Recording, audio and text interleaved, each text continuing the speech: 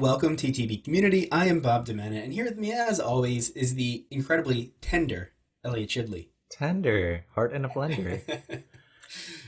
Thank you. Yeah. So our guest today is Rolf Potts. And if you're familiar with travel and if you're familiar with vagabonding, then you've probably heard the name. Rolf Potts has been to more than 60 countries, all while working for the likes of National Geographic, Traveler, The New Yorker, and The New York Times. And he has worked for many other national and international news sources talking about travel. And his adventures alone have taken him across 6 continents, including piloting a fishing boat 900 miles down the Laotian Mekong River, which is a pretty gnarly river if you've ever watched River Monsters. There's some big fish in there. And he's hitchhiked across Eastern Europe, traveled Israel on foot, bicycled across Burma, which is now Myanmar, and he's driven a Land Rover across South America. And all the while, he took a 6-month trip with basically no luggage or baggage, and I don't know how he did that, but he talks about it. I could not recommend his Vagabonding book enough, not only to travelers, but anybody with even the slightest interest in traveling. It's a short read, and it's just so informative. I mean, and it starts off with the philosophy behind being a vagabond and understanding what it means to travel and what it can mean to you and to other people, and then gets into the details. So if anything, just pick it up and read the beginning of the book, and then once you maybe plan a trip and you actually want to become a vagabond, that's when the second half of the book, the logistical planning of it and what to bring comes into play. But man, I read it twice. It was really good. Yeah. And he's probably best known for his vagabonding ethics. And he wrote that, it was published in 2003, so 17 years later, and it's still extremely relevant, even amidst all the technological advances that have occurred in that time. So it's really about the art of travel and doing it slowly, doing it ethically. Yeah. So before we get into that, though, really quick, going to give you the rundown. Our Traveler's Blueprint private Facebook group called the Traveler's Blueprint Community. You can join that and ask us questions. So, for example, if you have anything that you want to add or questions on our conversation with Rolf Potts, that will be the place to do it. We can help you understand what vagabonding means, maybe better understand how you can become a vagabond and things like that. It's geared to be an intimate way for us to communicate with you, our listeners, so definitely check that out. If you're listening to this on YouTube or podcast, subscribe, hit the like button. Very low energy, very easy way for you to just help out the podcast, help us grow. You know how these social media things work. The more engagement you get, the more you're seen and the better you grow. Therefore, the better content we'll be able to make because we'll be able to get better guests. So you do play a vital role in the growth of this show, whether or not you realize it, and we could not be more thankful if you could do that for us. If you subscribe to our newsletter on our website, you'll get a free travel cheat sheet. Just breaks down a bunch of different ways you can plan and produce an itinerary for your next trip abroad. We now offer travel video tutorials that you can go to our website and download, or I'm sorry, watch, and those are 15 to 20 minute videos that will help you plan your trip abroad that I produced by myself with the help of Elliot. Elliot does play. I'm the face of it, but Elliot by far is the production guy. He's the one that makes it look nice and pretty, and so you can actually enjoy it because something that you actually want to look at. Right. Not just a PowerPoint presentation, Bob. Right. Yeah, Elliot is definitely the tech guy, and I greatly appreciate him for that. And then lastly, we have tours available on our website in Philadelphia, our home city. So if you're interested in touring the city of Philadelphia, let us know in the Facebook group, because we might be able to meet up and grab a drink, show you around. But if you're interested in specific tours, you can go to our website and book with a close friend of the podcast, Keshler Thibert, who offers 2 tours exclusive to the Traveler's Blueprint on our website. I think that's it for that whole spiel. So, without further introduction, please give it up for our next guest, Rolf Potts.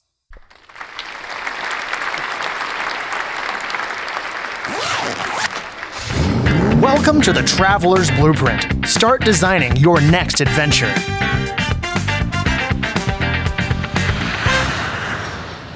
Rolf, welcome to the Traveler's Blueprint. Good to be talking to you in this strange pandemic time. Yes, Yeah. right.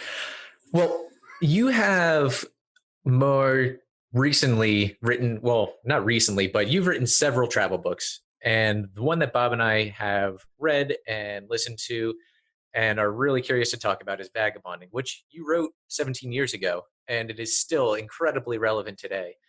And you yourself are a big proponent of vagabonding. You've traveled over 60 countries. You're an author for several different National Geographic style magazines, newspapers, and you've been to six continents except Antarctica. That's correct. Yeah. All right. And so today we just want to focus on your travels, your experience with vagabonding, and your overall mentality of what travel means and how vagabonding is sort of not necessarily a lifestyle, but a way of thinking. Yeah, I think it's important. Before we get into it, Ralph, do you mind defining vagabonding for the audience and anybody who may not know what that means? Well, vagabonding is more than just a vacation. It's taking time off from your normal life to travel the world in earnest, to travel the world slowly, and sort of to make your travel dreams come true. And that can be, there's no set amount of time for it. It can be a year. It commonly is a year. People will take a year off. But it can be 6 weeks if that's what you can spare. It can be 5 years if that's what you find happening. But really, it's a way of making travel central to your life so that it becomes less of a consumer experience in the form of a vacation, not to knock vacation, but it's a different monster going on a vacation. And it's really making travel an active part of your life in such a way that it can affect your life for the better. In your book, you talk about how you came up with the term vagabonding because like vacationing didn't really do it, touring didn't really do it, and you got it from Vagabond, which you later learned that vagabonding was not the first time it had been spoken of. It was Ed Byrne, right? Ed Buren, yeah, I interviewed him Yeah. for my podcast. It hasn't come out yet, but I think he's 86 now. So it was a different wow. generation, of travelers. That book came out shortly before I was born. It was called Vagabonding in Europe and North Africa. And I mean, even Ed didn't invent the term. Mark Twain used the word vagabonding in his writing. But I actually found that I was writing a column for Salon.com. This is years ago when Salon.com had a travel department. And I found the book in a store in Tel Aviv, and I bought it just because it was called Vagabonding, and my column for Salon was called Vagabonding. And then a few months later, I actually read it, and it was such a smart and incisive book that had been written before I was born about vagabonding. And so it just sort of made me realize that this concept, I think my version of vagabonding really coincided with the rise of the internet and social media and this new way of living. But the concept itself, philosophy, goes beyond Ed Buren and Mark Twain. I quote literature that's thousands of years old in vagabonding. So it's a way of being that's more in tune with certain ways of our own humanity, and travel is a way of waking up those sides of ourselves, I think. Yeah. And in your term of vagabonding, I think it really struck a chord with a lot of younger folks on the age of the internet. And I think you really pushed the digital nomad movement. A lot of people agree that you may have strongly influenced, if not were the precipice of the digital nomad movement. Yeah. I sort of found out this by accident. Obviously, Tim Ferriss, who was a real champion of my book with the 4-Hour Workweek, he's considered an influence on the digital nomad movement. So in some ways, my influence has been through Tim Ferriss, but I was looking, I didn't invent the term digital nomad, but I looked at the Wikipedia entry and my name is there, right? So really? I think philosophically, the ideas that go into vagabonding, they weren't about the digital nomad. They weren't necessarily steered towards the idea of taking your life and working from overseas. But the book came out at a technological moment when it was so much easier to make that happen with Skype and things like WhatsApp and social media. What might have been a strange thing a generation earlier, it suddenly became a very sane and normal thing And so I think a lot of people who became digital nomads, they read Vagabonding, The 4-Hour Workweek, and other philosophical and practical books, as well as utilizing this great technology we have right now to literally take their life on the road. And, as I said, I don't know if I literally said it in Vagabonding, but I know I said it on that first book tour, that tell your boss that if you can work from home, you can work from Rio or Cape Town, Right. just make it easy for your boss. And this is an interesting thing that I said in the book. It's like, well, put your travels on your resume. And when Vagabonding first came out, people said, really? I think I need to hide my travels. Well, now that's not seen as an unusual thing at all. With the rise of the digital nomad movement, nobody questions me about that anymore, because literally travel can make you more employable, unless you're being a complete knucklehead. Travel can deepen your life in a way in this globalized era that can make you more employable. Yeah, I think we're seeing a shift in that. The only thing I would disagree on is the older generations. To me, I think frown upon those the spiritual sabbaticals and things like that. Or at least historically have been. But yeah, I agree. It's becoming more common in it. The okay boomer response. Right. Yeah. That idea that, you weren't cut out for the 9 to 5 and you went on this journey and, you kind of, and now you want to come back and get a job. I don't know. Yeah. But I mean, this a side tangent, the thought process of all that, like from the greatest generation in the 30s and 40s to now, and the mentality that a lot of older, I can't generalize and say a lot of them, because I only know a handful that think this way, that the millennial generation doesn't work. We only want to play. We think what we want to make a huge difference our first 2 years at a job, and then we quit because we didn't make that difference. And then we complain about our life being difficult, but we're not in constant war. We have basically every amenity we could ever want. But we also have been dealing with, crushing debt. We've been dealing with like social anxiety, with which we thought, social media was going to be great for us, but it's actually been a bit of a detriment. And so all of the stuff they've worked for was to get us to this point, right? Like, we shouldn't make life harder. We should be making life for future generations easier.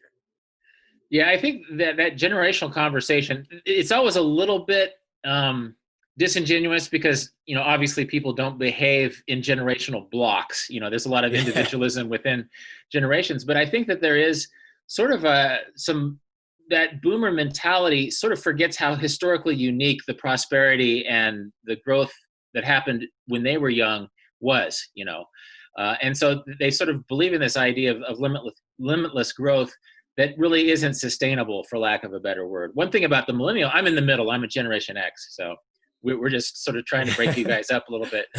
You're standing off to the sidelines. Right. But and those are two huge cohorts of Americans, right? And so I think, Generation X is just a smaller cohort. But millennials are adults now, and I think millennials can address the boomers as adults and say, look, this is where the situation is. I'm going to travel, and I'm going to be a better employee for this. Now, obviously, what job you're talking about, it'll depend on what kind of job you're talking about. But I think sometimes older generations need to be reminded of the sort of the dynamism and intelligence of the younger generations and what they have to learn from the younger generations. And I think this will come through with Generation Z too. My nephew is 18, poor guy. He's gonna have to graduate via Zoom probably from high school. But he's like a TikTok influencer, and just like the amount of smart ideas that are flying around on TikTok on this little 15-second platform just blow me away. And I have no influence over him at all. So in a way, I have a lot to learn from him. I think boomers, I don't know how many boomers listen to your podcast, but if there are any, just it's important not just for the boomer cohort, but for any generation to realize that there's a dialogue going on, and that people are doing things in smart ways. And that if there are boomer employers who see travel as a way of compromising yourself, well, just because you spent your vagabonding time on the business end of a bong in 1973 doesn't mean that that's what the millennials are doing. That for smart ways, just hire the millennial who isn't a knucklehead. Hire the millennial who traveled in a dynamic way and is going to bring skills, global skills, that make your business better. So I think again, I think it's a little insipid to think that all Gen X people and all millennials and all boomers think the same. But as older and younger people within our cohorts, it's important to listen to each other and to communicate to each other. I think sometimes the reason boomers are put off by millennials is that millennials are a little bit defensive and a little bit aggressive in trying to defend themselves. But just say, look, I understand your world was different, but this is what I know, this is what I learned, this is what I can bring you as an employee. Now, again, I'm not saying that this is going to apply to every job, but yeah, it's an important conversation, and older people, please listen. It's an important skill. Yeah. And younger people should listen too. Oh, for sure. I mean, we can learn a ton from older generations. Right. Yeah. All right. Well, going back to vagabonding, and something that I loved about the book was that this is, to me, like, the idea of vagabonding is what everybody thinks of when they think of travel. When I say, when they get it in their head, I want to travel the world, that is the idea. You're going to learn on the road, and you're going to take in these experiences naturally throughout, your movement, and as you travel. But most people don't do that at all. Most people think that's how it's going to play out, but most people show up to a city or to a location with everything already booked, a start and an end point, tours booked, and they don't actually experience it in the sense of vagabonding. Why do you think that is? Why do you think everybody wants to be a vagabond, but very few actually get to do it or do it at all? Well, I think, in America, life options are often presented as consumer options, and that's fine. But I think it's important to remember that travel itself need not be a consumer experience that you plan and that you buy like another product. That you sort of have to surrender to the idea of travel in the way that you can't really control it, and that you can learn from it as you go. And so I think, that we often have, and actually, this is never going to go away. There's different metaphors that we bring into the idea of travel. One of them is Instagram. And I'm active on Instagram. But one thing that I've noticed from being active on Instagram is that it never really communicates anything honest about travel, even as you're trying. Because my most interesting travel experiences are not necessarily my most photographic ones. And so I can throw up a generic picture of like a beach or the Eiffel Tower, and it gets 5 times as much engagement as a much more nuanced picture of a very interesting experience on a beach in Sumatra that people would die. It would be their travel dream to be there. Yet because it's not iconic, because it's not this vision of platonic idealism, because it has this nuance, it doesn't attract engagement from Instagram. And that's the medium is the message. Instagram is a visual medium, and people will never embrace that nuance. But that's just a metaphorical way of saying that you can't really appreciate travel until you're there in person. There's no mediated way to truly appreciate travel. You just have to be there and smell it and make mistakes and learn lessons and be smarter for each day that you're on the road. And so that's why I really encourage people to just go out and do it, and just leave your ego at home and realize that you're going to be a fool sometimes. But going out there and having those experiences are going to be so much more rewarding than standing in line for the Instagram moment. And again, I'm being metaphorical there. Instagram is an interesting platform, but if you just go out to get the experience that you thought you would have, you're going to sell yourself short, when in fact the life-changing experience might just happen in a cafe in a warm moment in Italy, and it isn't even, you aren't even able to tweet about it. It's just such a life enriching moment that you just experience it.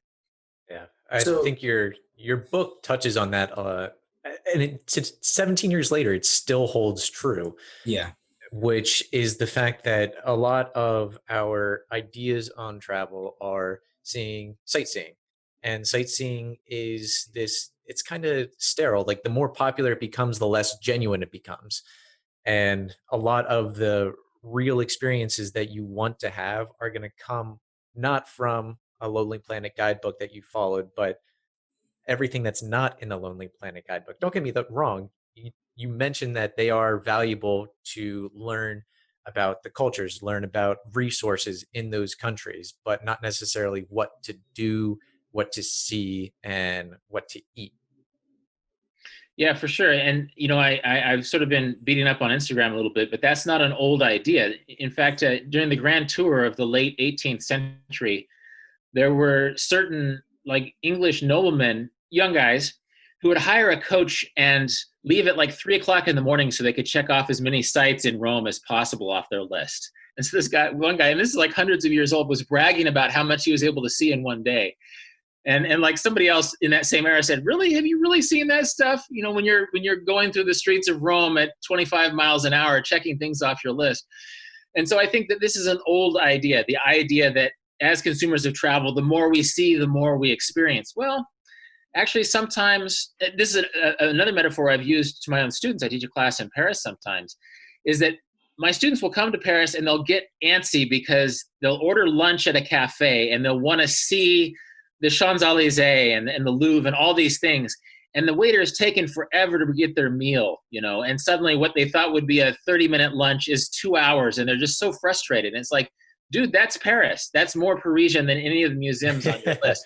That's eating slow, savoring your lunch, enjoying the people you're with. That's literally more French than anything you'll see in a museum or on on the Champ du Mars under the Eiffel Tower. Not to knock those things, as I love taking people to those places in Paris. But you have to realize that the checklist mentality only goes so far when you're in a country where the whole point is to savor your lunch. And if you don't savor your lunch and just pay the bill when it comes, then that's not really being very French. And so I think one thing I encourage people is just to slow down. One advantage of having, say, a year to travel is not to be able to pack in 60 countries. It's to be able to pack in a handful of countries in a way that you can really savor and enjoy them and let them change you. Yeah. The New York Times, not the New York Times, the New Yorker comic strip that you shared of the guy, in the travel agency looking at all the pictures of the Eiffel Tower, the pyramids, and the caption is, "Oh, I can't wait to see and be disappointed." So, I don't know if this is playing devil's advocate. So as we've touched up on this a ton in our podcast, I have a very different travel style than Vagabonding. I am like the itinerary follower. The opposite. Right. But the thing is, I mean, I part of this podcast and part of the, half the reason I love travel is because I want to learn and experience it in new ways. And now I'm exploring how I can change it up and experience the world differently than I have been before. But anyway, something that I've concluded by reading your book is that the vagabond and the tourist both ultimately have the same goal, and it's to experience and to learn.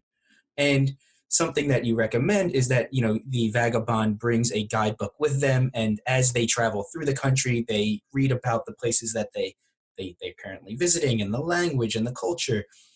Whereas I do that too. I just do it before I go.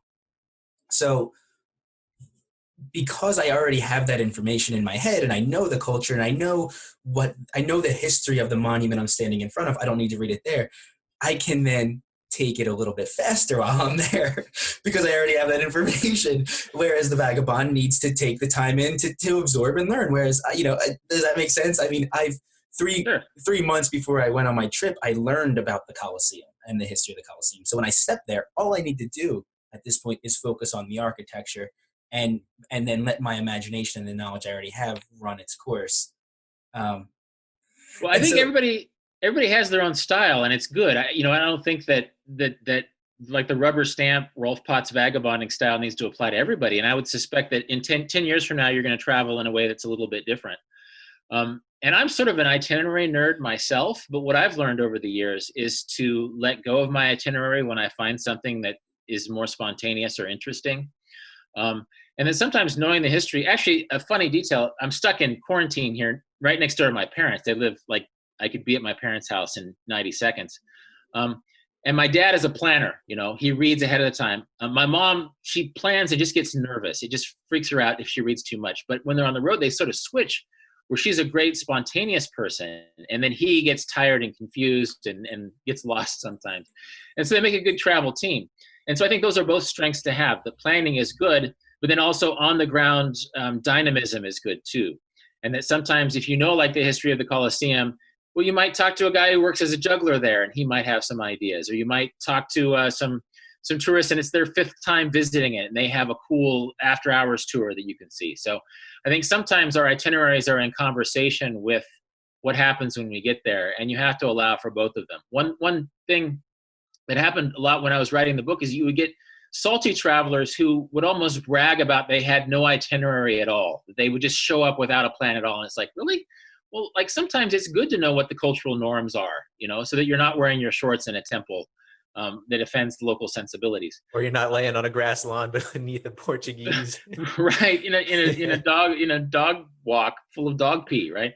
And so I think it's in dynamism, and that we all, we come to be that dogmatic about being a non-planning traveler is as weird as being someone who overplans, right? So I think it's dynamic, and being able to learn about how your itinerary serves you, and then sometimes how your itinerary can limit your experience if you're too stringent about following every detail of that itinerary. So yeah, I'm all about figuring it out, and I try not to be too snobby about travelers versus tourists and vacationers versus vagabonds, because everybody has their own window into things. And I'll make one more point before I stop here, is that sometimes you'll go to a place like the Great Wall of China, for example, and you'll think, oh, there's more interesting places in China than like the tourist access part of the Great Wall of China. But then you'll meet someone from like Indiana, and it's their dream trip, and for 40 years all they wanted to do was go there, right? And how awesome is that? That they're in a place that you see as sort of over touristed, and you think there's more interesting parts of the wall or of China, but this is like the coolest moment of their life. And to be a snob about that is to sort of be a dick. Is to sort of realize that this is a special moment in their life, and that's worth respecting too. Yeah. And to Bob's point, I think tourist attractions, the big sites in every destination, are really valuable to see. And don't just, use it as a checklist item, but actually learn about it. They're cool, they're grandiose for a reason. There's a ton of history behind every single monument, behind the Eiffel Tower, behind Machu Picchu. And yeah, you can spend, 2 hours to a day there, but there's much more than 2 hours to a day of research that you could learn about that and actually make your experience that much better. Yeah, I think too that those are starting points. Those are sort of bucket list items. And then once you go there, and actually, if you've done your research, you might know about this, that, you go to Machu Picchu, but, there's Choque Corral up the valley. There's tons of sites in that part of Peru. And that your first experience can be at Machu Picchu. And that is a mind-blowing place. I went there, and there's a lot of places where you go and you expect to be disappointed. Yeah. I'm trying to think of an example. Well, maybe the Great Pyramids of Egypt. I love the Great Pyramids of Egypt, but there's like a Pizza Hut. There was a Pizza Hut when I was there, and there's a ton of tourists, and it's hard to immerse yourself. But Machu Picchu just blew my mind. That was just breathtaking. But every place you go, you know, 20 miles up the valley, there's going to be another Incan era site that's going to be pretty amazing and that you can have yourself. And if you do your research, you'll find out about it. If you ask questions, you'll find out about it. So it's sort of double duty. You can have your mind blown for seeing Machu Picchu, but you can also find out where a quieter version, but just as Incan site is that's close, if you have the time to see it. Mm-hmm. And so everywhere you go, I mean, another thing I often tell people is, if you get tired of all the tourists wherever you are, walk 20 minutes in any direction and you'll find a more authentic vision of Peru or Paris or Las Vegas or wherever you are. Yeah. Right. Yeah. In the beginning of your book, you mention that vagabonding is a philosophy and not everyone is going to agree with that philosophy, and it's not for everyone. And like Bob and myself, and pretty much every American, we have no set vacation, like federally mandated vacation, right? It's all set by the employer, usually 2 weeks when you start, and you earn more vacation time the longer you're either with that company or you're within that industry, as opposed to a lot of European countries, Australia, New Zealand, that have close to a month off when you first start working. We are almost forced to have Bob's style of travel. And I'm usually forced into that, even though I prefer the vagabond style. Like, I prefer to stay in one location for a long amount of time. I prefer to just know my big, like, transportation, flight, whatever, train there, maybe 1 or 2 nights that I have to find a place to stay, and then let everything else happen while I'm there. And to the whole tourist and sightseeing side of things, it's almost as if people like following lists, right? That's people like to know and to follow, and it's hard to just take everything on a whim, especially your first time. And just to get up that courage, get over that roadblock of fear and the unknowing of not doing anything that you've ever done before. Yeah. And I think sometimes you don't have to be a vagabond every time you travel. You can take that 2-week vacation and just enjoy it for what it is, because vagabonding is really about creating time for long-term travel. And I think the lessons you learn from vagabonding can apply to your 2-week vacation. And there's strategies that you can take, like you can take your 2 weeks and just go to Rome and just walk around Rome and find things there. You don't have to fit in, Florence and Naples as well. Because I think one thing you learn is that by going slower, you can find so much in one little place. But yeah, vacations are cool. Lists are cool. And I think sometimes you don't need to be a fundamentalist about being a vagabonder. Like 10 years ago, I went around the world with no luggage just to sort of see if I could do it. It was sort of a high publicity trip. I was sending videos a few times a week from the trip. And some people who had read Vagabonding says, oh, well, you're breaking the rules of vagabonding. You're going so fast. There's all these plans. And it's like, yeah, okay. I mean, this isn't really vagabonding. It's a good, sure, I'm breaking, but this is an experiment in traveling light, and I'm having fun. And sure, I'm going way faster than I probably should, but that's part of the fun. And so sure, I'm a hypocrite, whatever. It doesn't really matter, because I think at the end of the day, it's about getting the most out of the experiences that you have. And I loved that trip. That was super memorable. It was a lot faster than I would normally do. I actually missed traveling slow during that trip. But what a fun challenge, and what a great way to see things that I might not normally have seen. And through various sponsorships, I did some safaris that I might not have been able to afford. And I guess it was a different framework for travel. In a way, the fast travel was sort of a weird challenge, because it had been a while since I'd tried to fly around the world in 6 weeks. And yeah, I guess it goes back. I haven't said this in interviews very much, but yeah, don't be a dick about it. Enjoy vagabonding, embrace the principles that it espouses, and find your own to travel. But the moment you're being a dick about it and looking over your shoulder and condemning other travelers, well, let them go their own way. And maybe the best way is that they might look at you and think, really, you have 6 months, really? How does that work? Then let their curiosity engage you, rather than you wagging your finger and talking about how awesome you are. So yeah. You mentioned several times that vagabonding does not give you a moral high ground. Yeah, for sure. Yeah. So can we get into how someone can take the steps in their life to set them on course to vagabond? We have a lot of younger people that listen to the podcast, and so helping them, I guess, get an understanding of ways they can do this with their own lives when they're able to. Well, I think one thing you hear a lot from older, wealthier people is that they're richer in money when they're old, but they're way richer in time when they were young. And when you're young, there's no greater time to you don't have a lot of money, but it actually doesn't cost that much to travel. That if you don't mind sleeping on a few couches or living in hostels and going slow and taking a few chicken buses, it's cheaper to travel than to live in any major American city.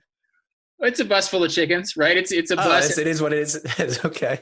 Well, I mean, that's a euphemism, but basically it's a bus in Thailand or Costa Rica where you're there, and then a woman who's taken her 6 chickens to market is there, and a dude who's selling his little bag of fruits is there, and a family that they're going to their aunt's funeral is there. And it's like a carnival on a bus. It's way more interesting than any bus in the industrialized world. And it costs like 75 cents to go for 6 hours. So that's a chicken bus. Right. But this traveler economy, I was just reading recently about the rise of the hostel movement, which sort of happened after World War I in Europe.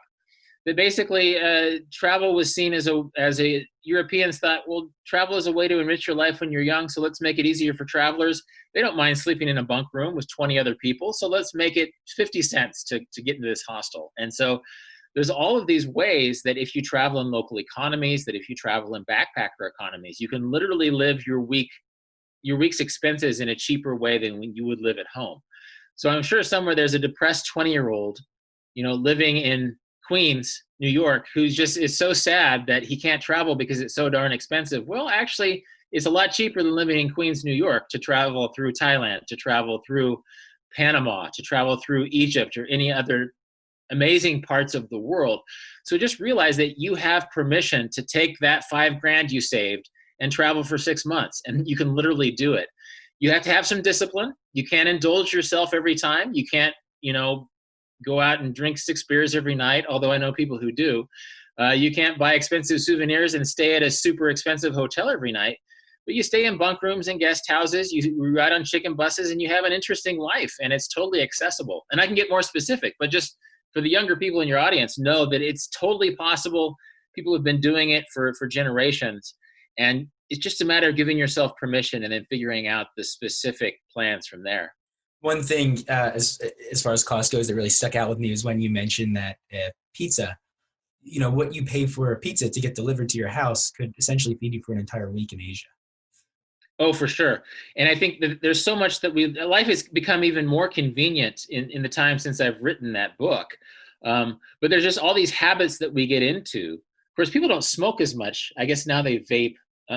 But like buying coffee every day, getting your hair cut at a nice place. There's all these habits that literally, if you just cut them out of your life and give yourself a crappy haircut or make your own coffee, then literally you've bought yourself a month in Thailand. You've bought yourself 6 weeks in Egypt and Jordan. And it's hard to believe, but it's literally true. Right. And people are intimidated. And they think, Egypt? Wow, I don't know. That seems like such a confusing place. Isn't it dangerous there? After a week in Egypt, you'll figure it out. And I've met, there's like 6, there's one place in Egypt called the Sultan Hotel. It's a little hostel I stayed in. It was like $6 for a bunk bed. I quote like 6 different people from the first edition of Vagabonding in that book. I made friends for life in that place, from places like New Zealand and Germany and Arizona.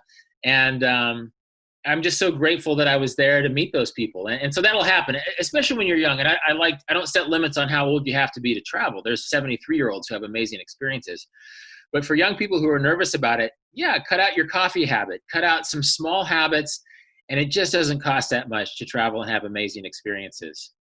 That's great to know. That means I just, like this week alone, I just saved enough to live in Vietnam for a month. Yeah, it could be. Vietnam, when I was there, was not that expensive. Indonesia, a year and 2 months ago, I was in Indonesia. Oh my God, that was so cheap. I was doing a Zoom lecture to some students here in Kansas where I live when I'm not traveling. And they're talking about various dream trips. And it's like, I was literally on the beach that people die of robbing. They dream of robbing a bank and dying on. It cost me $18 on Sumatra. And that included 3 meals a day. 3 meals a day, a perfect beach on a reef full of beautiful fish that you dream about in a PBS special, $18, and I had it to myself. And literally the world is full of those places. You just have to go out and find them. Yeah. Why do people think it's so expensive? Where did that come from? Is it the airfare that people are deterred by? I mean, the airfare can still be very expensive. To get to Bali from the United States, it can run you $1,000. Yeah. Well, I think that in advertisements, like the only thing we see is how, like, the people that are advertising. So like hotels are like saying, oh, it's $150 a night. And that's the only stuff we're not going to see an advertisement for a hostel. We're not going to see an advertisement for a couch surfer. Right. Yeah. Well, it's like Russian nesting dolls of how this all works, is that if you only see the outside of the shell, to use the travel expenses metaphor, that's a pretty big doll. That's expensive, but it's the travel industry, and God bless them. I sort of encourage people not to get too caught up in the travel industry, but the travel industry solves a lot of problems, including cheap international fares, which are often the biggest expense. But you said, the flight to Bali. Well, Bali is great, but Bali is the Indonesian island that we know about because it's Bali, because it's awesome, because you can surf there, and there's all these great art villages. But really, Bali is probably the most expensive part of Indonesia. I went to Sumatra. That's one example of many islands. There are probably 20 islands that are as awesome as Bali, but not as well known as Bali. And then until you get there, until you're in Flores, until you're in Sumatra, until you're in Sulawesi or these other parts of Sumatra, and you're like paying $8 for a hotel. Literally, I'm not exaggerating, $8 for a hotel in front of a waterfall that blows your mind, and you're so happy to be there.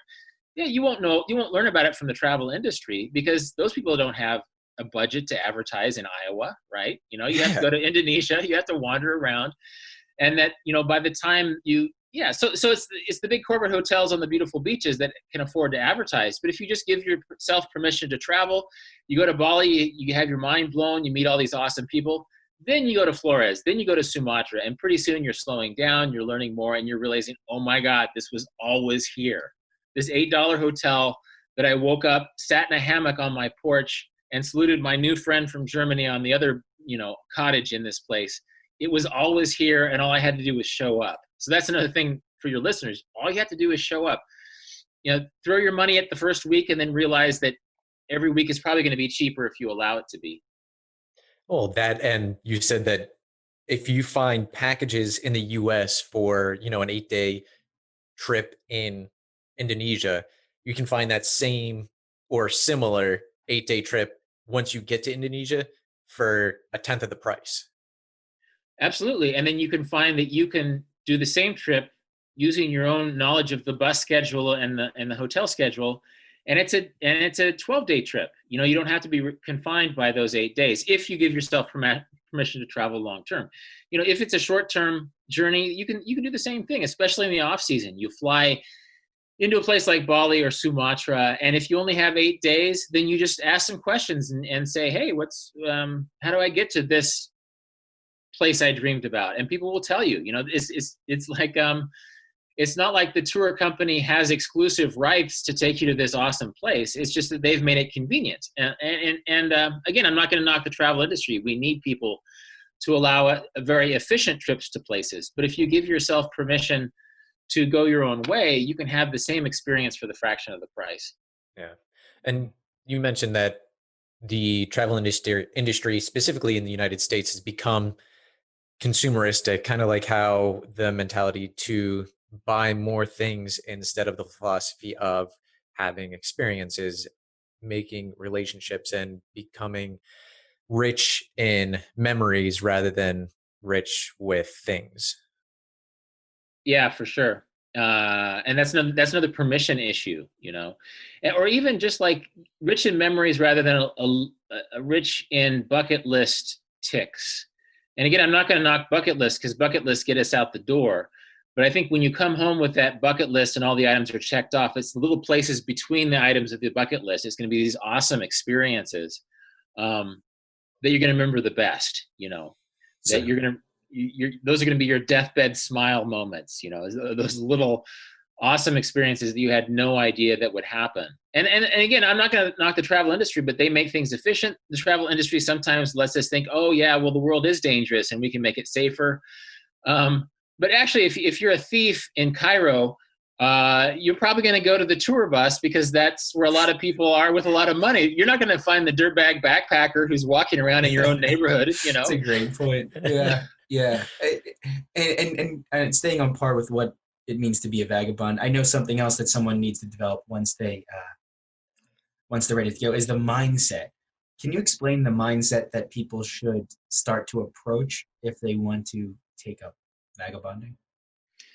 Well, I think be a pilgrim, and pilgrim has a religious connotation, but really just an idea that you are on a quest that is going to enhance your life in a way that pays rewards that are sort of spiritual. At least they're not necessarily reputational or materialistic rewards. That really think about travel in the context of your entire life. And I know that might sound weird, but sometimes when you just think of vacations or short-term trips or dream trips, you think, oh, I can check that off that list. I can make it happen. But if your attitude also encompasses, how can I make my life better? How can I just embrace everything the world has to offer and learn things and meet people? It's so funny. I've heard from people since Vagabonding came out 17 years ago who said, yeah, I met my wife on the road. I met my wife. She's from Canada. I met her in Lithuania, and now we have 2 kids and we're traveling again, So let your life be changed, allow yourself to fall in love with a person or a place if that's what it happens, and just realize that you have permission to come back from your trip a changed person, a richer person, not just a more employable person, but a person who's more likely to engage in your own community in a dynamic way. I don't know. Allow travel to make yourself a better person. And it sounds like your audience might be a little bit young, and that's great. Just realize that you're going to be a different person with each passing year of your life. And if you travel in such a way to just sort of build on who that person is and give yourself more perspective, it's going to be so much better than if you're just checking things off a list, not to knock lists. Right. Well, that's sort of where I'm at. I'm slowly being pulled to your side of travel, if you want to call it that, your mindset. And it's something that it's still a struggle with me to think that I could potentially go to a city like Paris or Rome and leave not seeing the things that I had on my list. And I worry that I would come back unfulfilled. And so that's what I'm personally working on, is changing my mindset of what it means to experience new cultures. And it isn't sticking to an itinerary. Sometimes it is sitting in a restaurant for 2 hours when you thought you'd be there for 30 minutes. And so that's something that I really wanted to nail home. The mindset that you need to have, or that you should have, is really about appreciating the experiences for what they are, and then trying to pull them in and create value out of them, not an objective thing, right? Is that? Oh, totally. And actually, something occurred to me. I don't know if I ever quite put it this way. If you go to Paris with your list and suddenly you realize you went to the first, second, fourth, and fifth arrondissement and no other part of Paris, you went to like 4 different neighborhoods. Well, remember that you're going to live pretty long, and let those other places be a gift to your future self, right? You're discovering all this stuff by accident. You're having a lunch that ends up lasting 4 hours, and you end up hanging out with these awesome people from Poland, and you go to a nightclub with them. Well, then realize that maybe you will get to the 7th arrondissement or the 18th arrondissement when you're 47, and that's a gift to yourself, right? And that you've saved that stuff. You literally haven't crossed Paris off your list because you've given yourself the opportunity to come back and have your mind blown in 20 years because you haven't seen it all, because you haven't totally crossed it off your list. And there's going to be places in Paris that you literally have not laid eyes on. And you've given yourself a gift of the future while giving yourself the gift of the present, of being spontaneous, of being surprised and having a good time. So I have to write that down. I just now thought of that, the idea of giving your future self. Well, it's recorded, so you can listen to it. Right, Yeah. I don't know. Part of me, when I was in, I think, 7th grade, I had the realization that 7th grade was really hard. It was different than 6th grade. And I asked my parents, can I take a break after high school? And they're like, no, you need to go to college. And I think now they probably would say something different. But, 15 years ago, as a kid, they're like, no, you need to go to college. You need to graduate college. You need to get a job. And then in college, I had the opportunity to travel a few times. And at that time, I was in a very committed relationship. When I got back from one of my trips, I ended up proposing to my now wife. And it would have been great to travel, but we have other life plans. But I think part of the human psyche is wanting to plan and plan so much. My wife and I are a little bit opposite in that regard, in that she wants to plan and know everything about the next 10 years or 20 years. And I want to know maybe a little bit about what's going to happen next week. And I like having a unpredicted, unscripted future, and knowing that maybe 5 years from now, we could be living in Bonn, Germany with 2 or 3 kids. Who knows? But I wish I had that opportunity as or right out of high school or right out of college to go and travel for at least 6 months with a very limited budget and not worry about my financial future. And I think that's what so many people worry about. It's like, no, you need to work right out of college. You need to get a good job. You need to pay off your debt.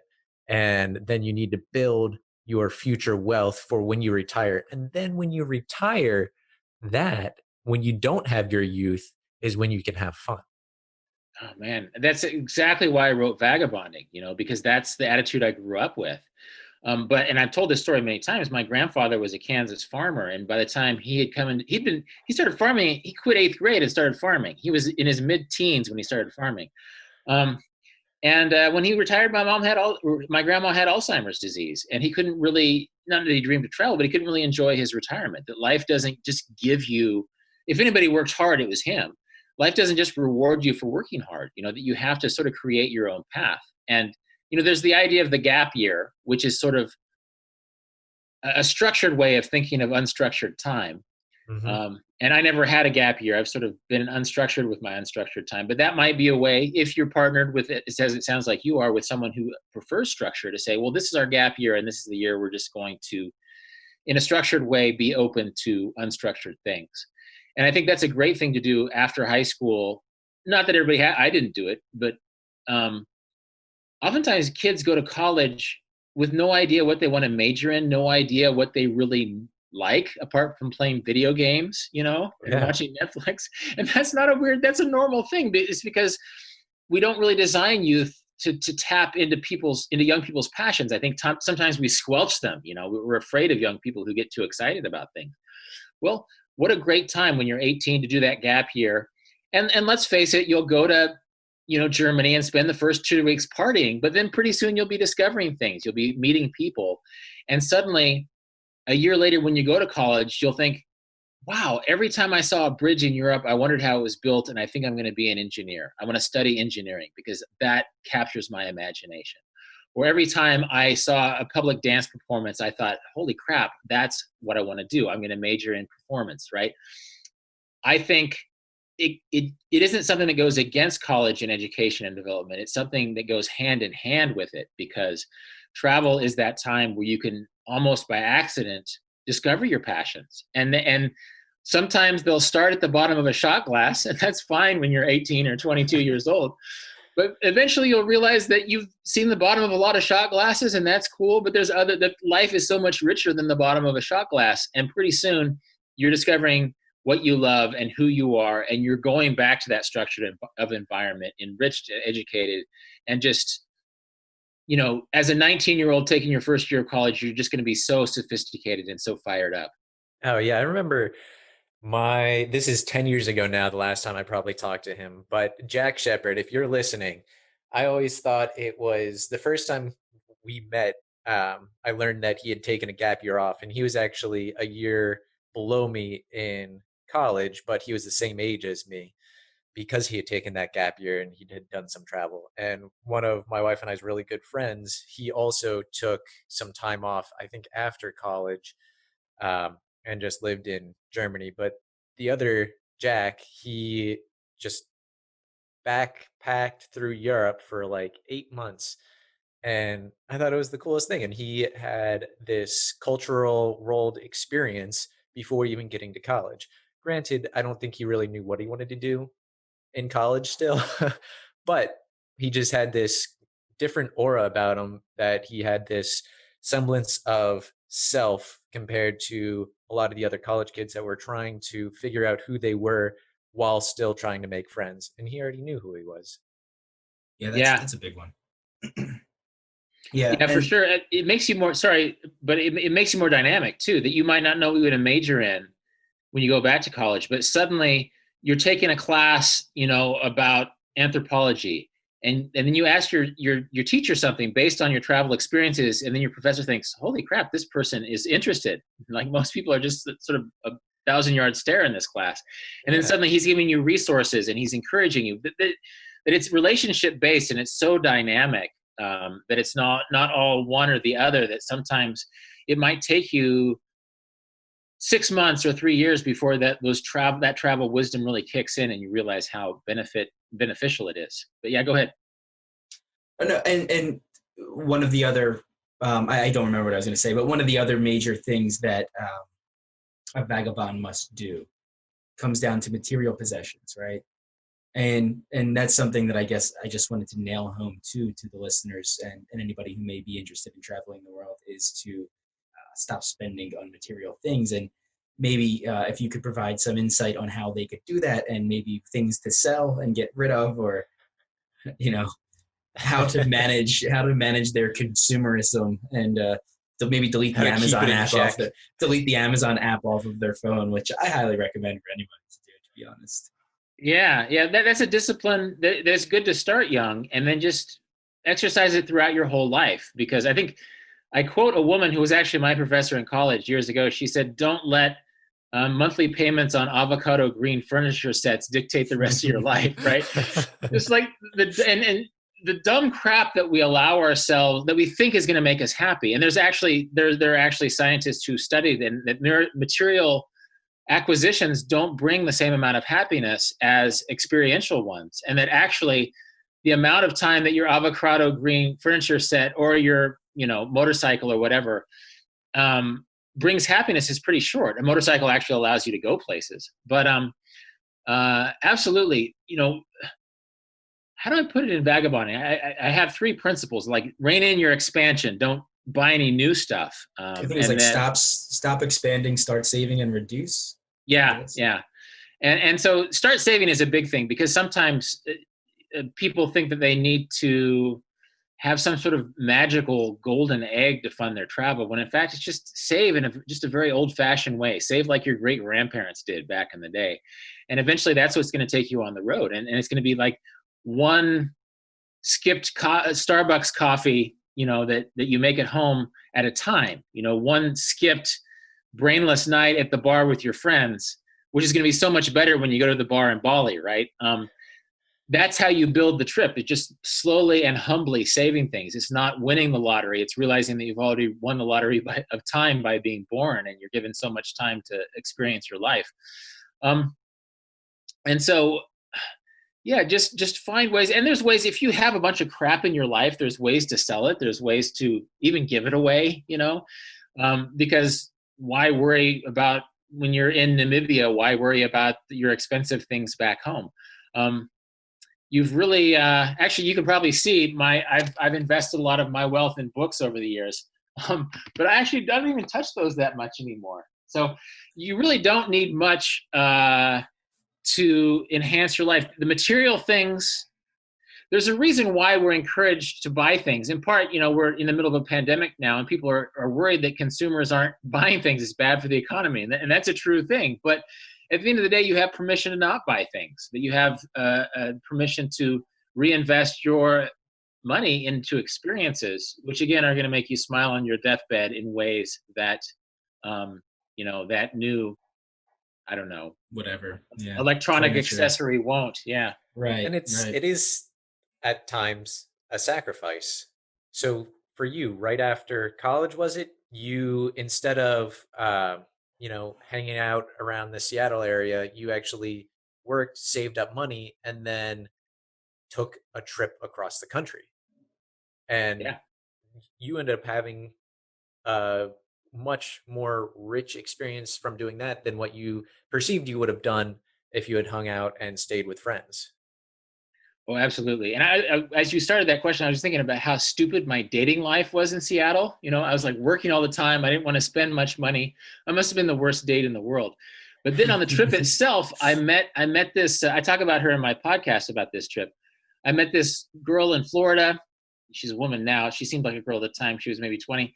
And then one of my best experiences of the trip was just spending some time with her and my other friends in Yellowstone. And it wasn't sort of this hyper romantic or sort of swaggering guy experience. It was just lying in a field next to her after swimming in a lake, and just sort of feeling the sun on our skin, and just being so happy that I'd met this girl. And it wasn't, she didn't end up being my wife. Our relationship didn't last very long, but it was such this perfect moment on planet Earth.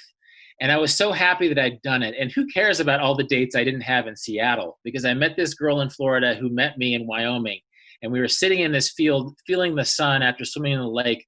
And even when I was 23, I was so grateful that I had that moment. And it was so better than anything that would have happened when I was in Seattle. And that, in a nutshell, is what can happen in travel. That you can have an experience that's so beautiful that your friends say, "Oh, but did you hook up?" And it's like, who cares, I sat in a field with this girl, and we let the sun dry the water off of our skin after swimming in the lake. that is the most beautiful thing that happened to me, of that week, if not that year. And I couldn't have predicted it. And so, yeah, let yourself have those experiences.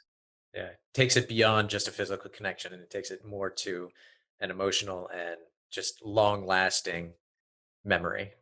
Yeah, in ways that you couldn't have I couldn't have described before the trip, and I can hardly describe now. You just have to be there, and you have to just allow yourself to be there for those experiences that you're just so grateful for.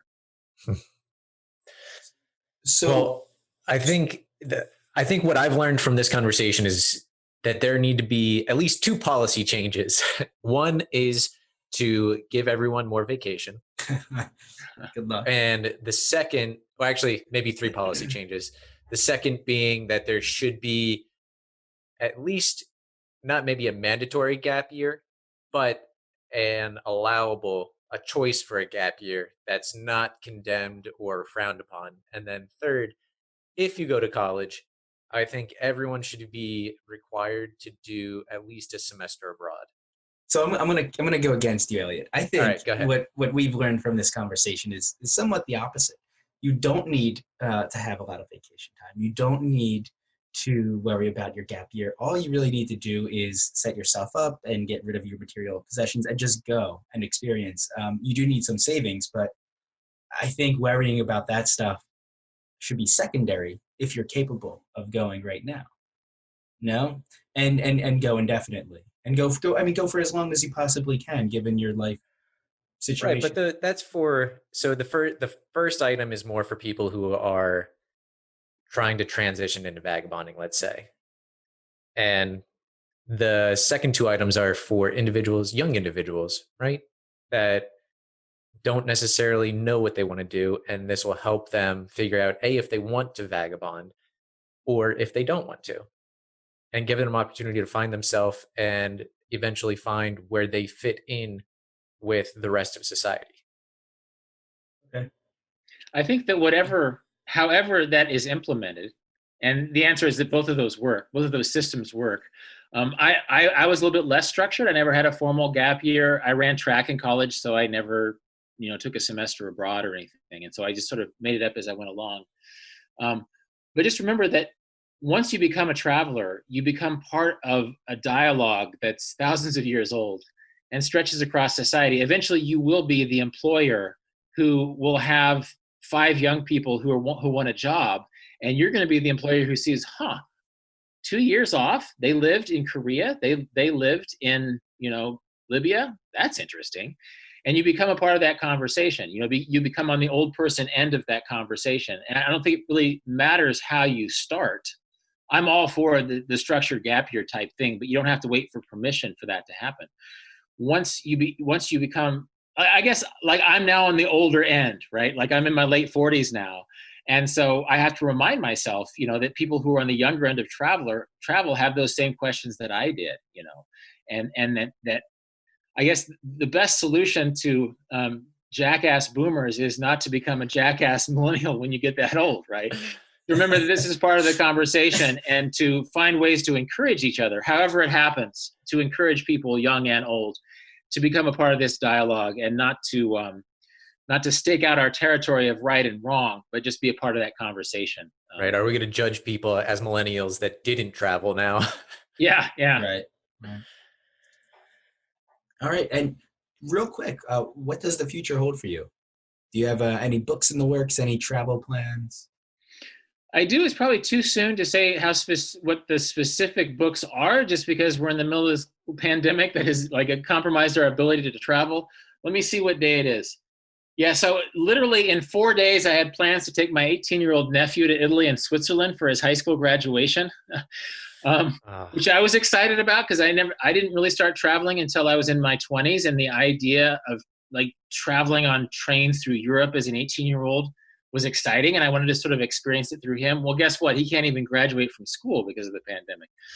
So my answer isn't solid, but I'm an optimist, and I know that travel and life is going to be different in different ways, but I'm going to continue to write. I'm going to continue to travel. I'm going to continue to podcast and interact with whatever technologies come our way. And And that's just, again, I'm in my late 40s, but for the people in their 20s who are listening now, it's just, life is dynamic, and there's ways to figure out challenges like the one we're going through now, just like there's ways to figure out being lost in a city on the other side of the world. And there's a lot to be excited about, despite this somewhat depressing moment in world history. Yeah, for sure. Do you want to share your social media outlets and your podcast information with our guests? Sure. My podcast is Deviate with Rolf Potts. I'm thinking about it a lot now because it's actually a medium that I have a lot of time to invest effort into right now. It's on any platform. Just put in Deviate or Rolf Potts. Any podcasting platform will have it. I'm active on social media, but I'm sort of tortured about social media because I'd rather live life off the screen. So maybe go to rolfpotts.com, which is sort of an old school way of doing things. I've owned that domain since 1998. That connects to my Instagram, to my Twitter, to my Facebook. But at the end of the day, it's a good resource for all of the stuff that we've talked about, including my books. So rolfpotts.com, Deviate with Rolf Potts. Deviate with Rolf Potts. Those are good places to start. All right. And we have, I don't know if Bob mentioned this in our correspondence at all, but we have started doing, you will be our fourth guest. Is that right, Bob? Fourth or fifth, yeah, something like that. And we've been doing rapid fire questions. So Okay. we purposefully do not prompt you so that you do not have time to think about them. Okay. So whatever comes to your head first is your answer. Okay. This is always fun. There's All right, 12 of them. 12 questions. Yeah, Elliot, do you want to start? Try to go. I I'll apologize start in this one. advance for my answers. Nope, it's all good. It's all good. We love doing these. It's been really fun so far. So question number 1, what is the first word that comes to your mind when you hear the word travel? Slow. That was the word that popped in my head, probably because of the conversation we're having right now. I think it's because it's something I have to remind myself that I want to be like the guy eating everything at the buffet, but you have to realize that with travel too, eating one dish in a mindful way is better. Yeah. What home comfort do you miss the most while traveling? I was going to say books, but now I own clearly I'm into books, but I own a Kindle now. Right. Yeah. So, and I was going to say maybe sports, but there's ways to stream sports from anywhere in the world too. So there's nothing. There's nothing that you miss while traveling. Well, my house. I love my house. I live on the Kansas prairie on 30 acres, and I love this little space I'm in now. But I'm happy to forgo it a few months a year now. All right. One of my favorite questions: if you could swim in any liquid, what would it be? Ooh, I'm going to say water because I love swimming. All right. Pick 2 animals that you want to see fight. Ooh, wow! I want to say the most absurd animals possible, but I was on a safari in South Africa recently, so maybe like a cheetah and a lion, just because I'm curious. The lion would probably win, but the cheetah can outrun him. Right. Yeah. Elliot. Oh yeah. Would you rather drink wine or coffee for the rest of your life? Probably coffee, just because I have sort of a junkie's relationship to coffee. Like if we had this attitude without coffee, or this interview without coffee, I'd be a completely different person. Now I'm sort of exaggerating there. I like wine and coffee, but coffee is a necessity in a way that wine isn't. All right. Say hello in your favorite language. 안녕하세요. That's Korean, which I don't know if it's my favorite language, but it's the second language I know the best. And I can read and write Hangul. All right. If you can travel with anyone in the world, living or dead, who would it be? Probably myself. Like a clone of yourself? No, absolutely not a clone of myself. I guess my thing is that one thing I love about travel is its social flexibility and the idea of traveling with one single, and I apologize for whichever woman I partner with eventually, having to travel with one single person for a long period of time is less interesting to me than traveling alone and having the option of mixing up with all sorts of different people. Interesting. I like it. It's yeah. All right. I know you're not huge on lists, but what is one item remaining on your bucket list? Antarctica. That's the first thing that came to mind. I've been dreaming about that place forever. It's a little tricky, and I know that at times it's been a little bit over touristed. And I've come close. I've been to the Falkland Islands, but that place has captured my imagination since I was a teenager. Have you thought about signing up for the list to be a U.S. Postal Service worker? To get to Antarctica? Yeah. Do U.S. postal workers go there? I believe so. I believe there's a outpost because they have to receive mail. Well, there's also there's a science program down there that actually involves writers. It's the Antarctic Writing Project. There's pretexts to go there that are maybe don't involve as much esoteric training as postal work. And so, yeah, I don't know if I would be a postal worker, but like I had a friend who like she studied genetics and then she got a job at the Antarctica Project, and they're like, yeah, we don't really need a geneticist, but we need somebody who can refuel helicopters, and we'll teach you how, right? So it's like, sure, maybe someday I'll do that. Right, cool. It's your turn. Who is your biggest celebrity crush? Oh gosh, my mind blanked. It's God, I'm still blanking. Celebrity crush, like a woman celebrity crush. Anybody. It have to be a man. Anybody, somebody you admire. Well, I don't know. Like I loved the Scarlett Johansson that was in Lost in Translation. Yes. But the more you think about that, that's sort of a visceral thing. I just sort of like who she was. I think she appeals to a younger version of me, of someone who has traveled and realizes that the life they're in isn't the life that they necessarily wanted. There's something really intriguing about the Charlotte character in Lost in Translation. It doesn't help that she's extraordinarily good looking. So that's not the best answer, but since this is a lightning round, I can't backtrack that. That's fine. If you were stuck in one city for the rest of your life, which city would you choose? It would probably be New York. I've been to a lot of great global cities, but New York is a special place, and the U.S. is a special place. I'm a global person, and I love traveling. I love being in other countries, but I also sort of love America too. And there's something special about New York, so I'd probably elect to be stuck there. If you owned a yacht, what would you name it? Probably the SS Time Wealth. I don't know. That's what popped into my head. I think it's just because, when I start talking about travel, I keep reminding myself that time is what we own in life, so that might be a reminder to myself that despite the fact that I own this yacht, how I use it and how I use my time off of it is what counts. Great answer. And last question. Who is your favorite Traveler's Blueprint podcast host? Oh,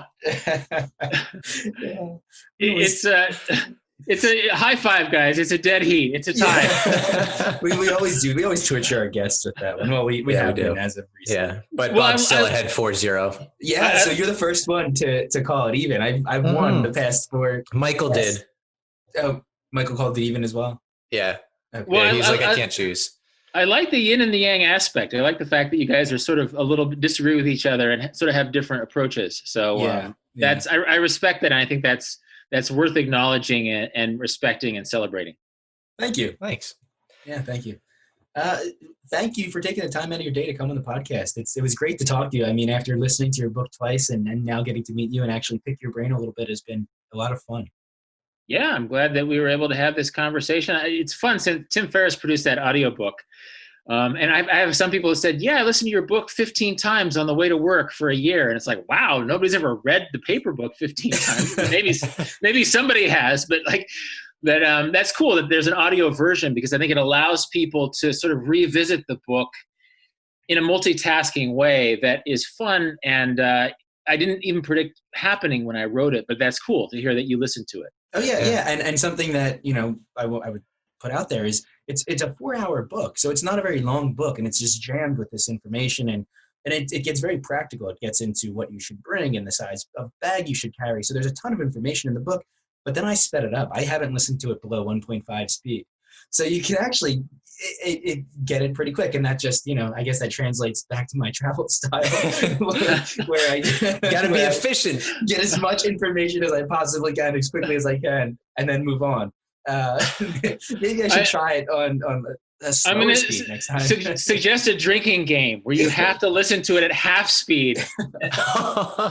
And you have your shots lined up every time something happens, right? Yeah, my wife and I have actually been taking our dog on a walk and listening to it. Cool. It's been really nice. Yeah.